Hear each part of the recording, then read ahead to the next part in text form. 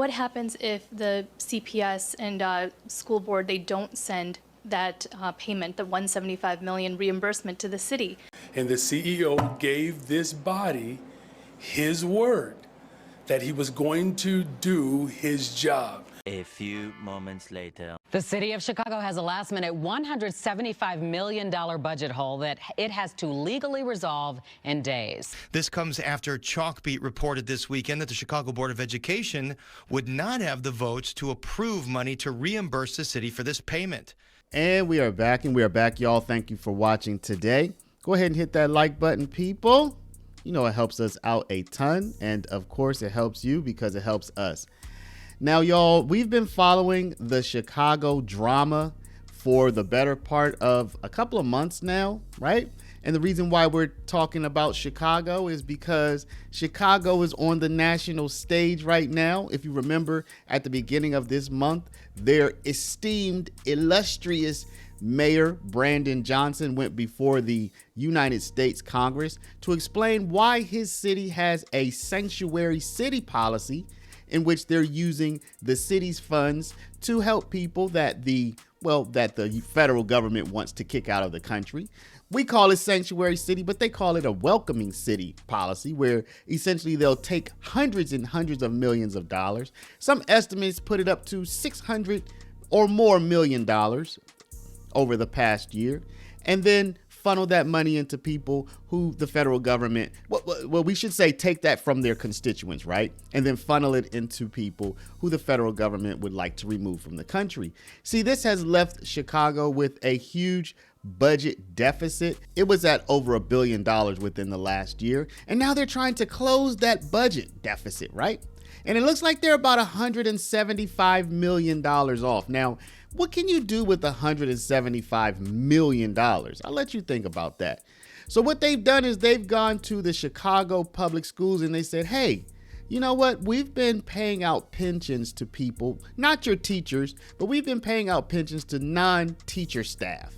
And that's about $175 million. So we'd like to get that money back. Like, can we get that money back? And the CPS head said, yeah, I'll give you my word, right? We got you. You know how it is when you lend money to somebody and they're like, I got you. I'll pay you back. I got you. And you're like, oh, I hope they pay me back because I really need that money. What happens if the CPS and school board, they don't send that payment, the 175 million reimbursement to the city? Then by March 30th or March 31st, the deadline. What happens?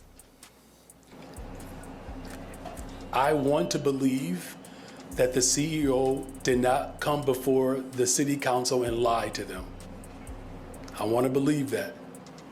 But logistically, I hate to press this, but logistically, you don't have to hate. happened? I'm just saying that he gave the city council his word. Sure, I know, Mayor, but So what you will want happen me if to? you don't So get you it? want me to? You want me to answer that if the CEO lied to the city council, what's the contingency plan around someone being dishonest?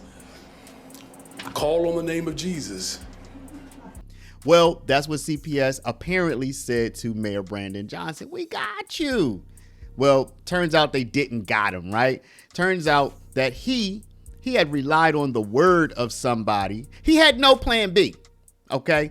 Absolutely no plan B. So he has $175 million that he needs. Somebody said, yeah, I got you. And he didn't even think, well, what if this person, this one human, this one individual who needs the approval of a whole board full of people, he didn't even think to come up with a plan for what he would do, apparently. Okay, I don't know what he thought, but when he was asked, he didn't have a plan B, okay? So he didn't have a plan B for, well, what if just the word of somebody is not enough? Okay, well, guess what? The word of that person was not enough because CPS is not about to send that $175 million. So let's take a look at this news report here.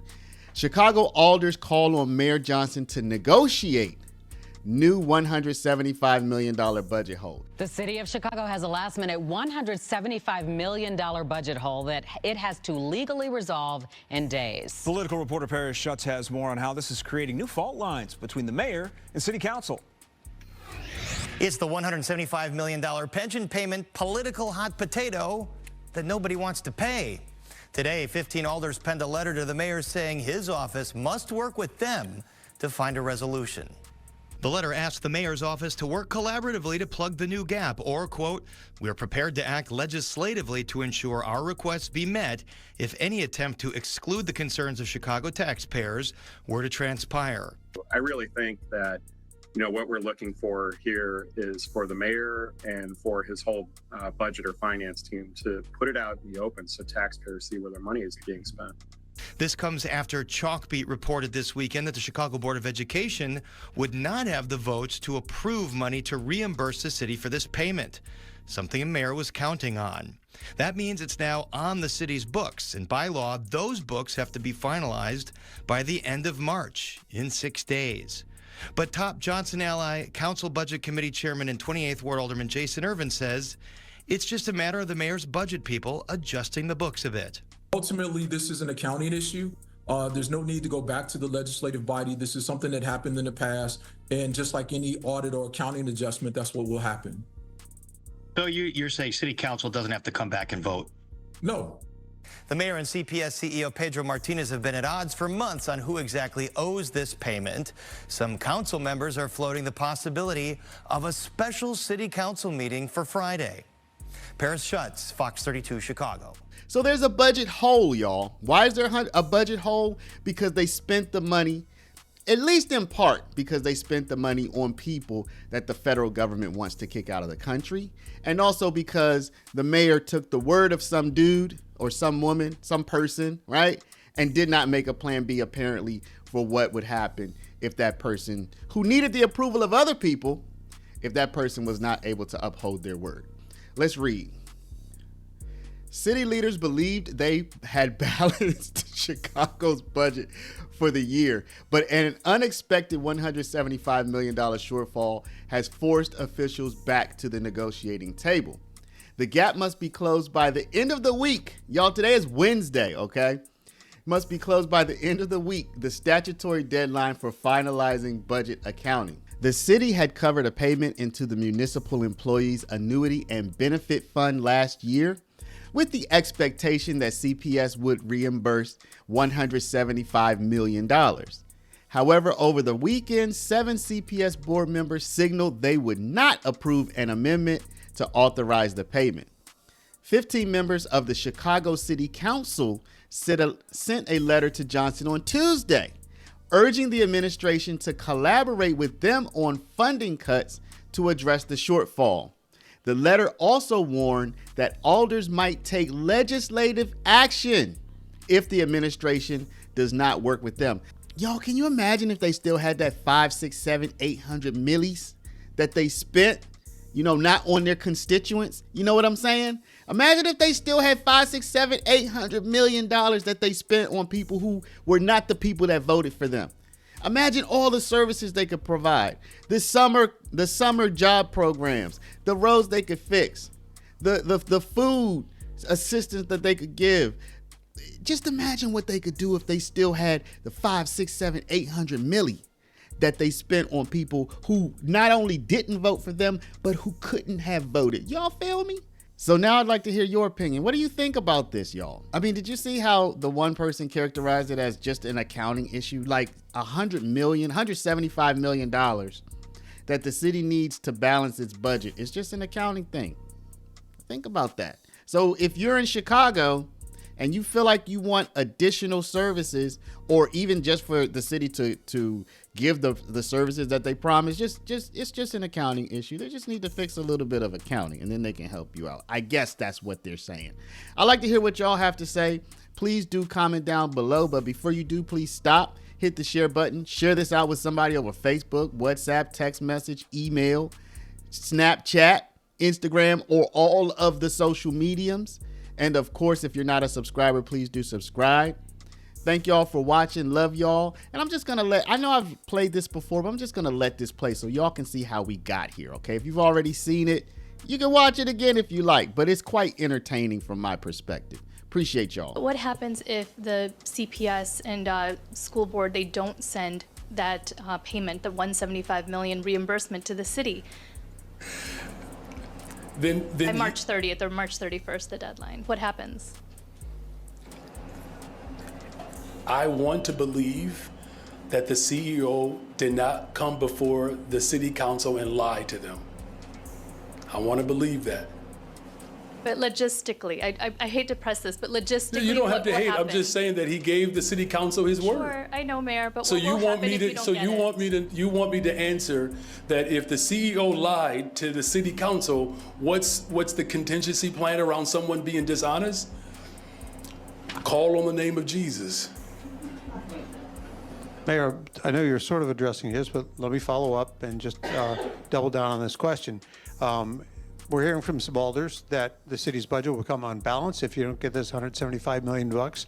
You got to do something. And if from the public hearings, CPS decides to put their $139 million bucks towards the contracts, Chicago's $175 million in the hole. I mean, something's got to happen. So what do you do? I mean, you go to the school board and ask them to take out a loan or something? I think that's illegal. But I mean, you've got to do something to make up the hole. Well, look, I'm not going to, go down a hallway or into a closet and discussing hypotheticals. He made a promise to city council. And so it's incumbent upon him to keep to his word. If he doesn't, what if he doesn't? I mean, you've got a couple of weeks, and there is a significant dollar figure here that's going to have to be dealt with your budget if they don't come through with the money.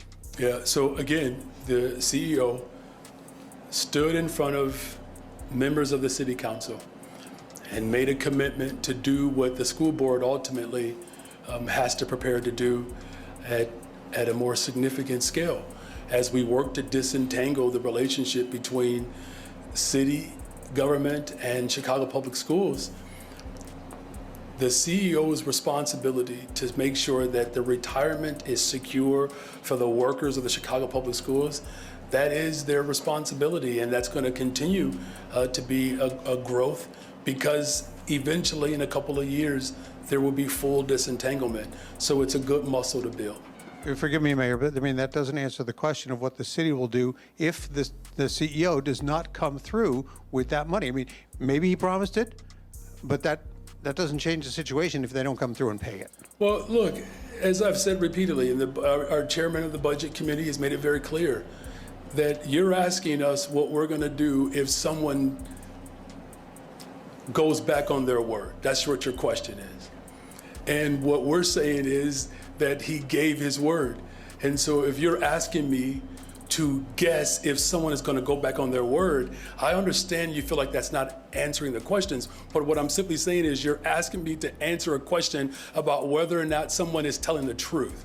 Do you have contingency plans? I guess that's kind of... Well, I mean, look, there's no secret that there are challenges that budgets are experiencing all over the country.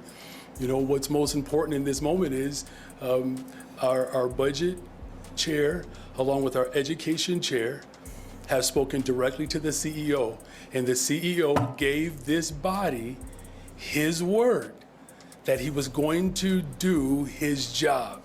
And so we fully expect the CEO to hold to his word, especially to the people that he made the promise to. Thank you all very much.